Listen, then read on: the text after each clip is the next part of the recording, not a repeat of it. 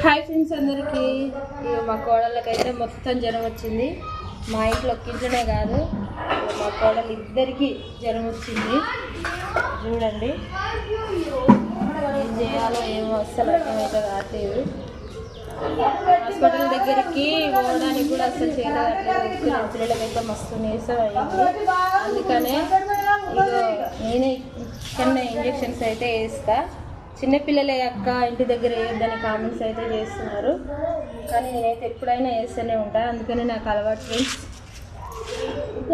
ఆమెకైతే పెట్టిన మా మమ్మీ కూడా అక్కడ స్టార్ట్ చేసినాం. పెట్టి మా మమ్మీ దగ్గరికి అయితే వెళ్ళాలి ఇక.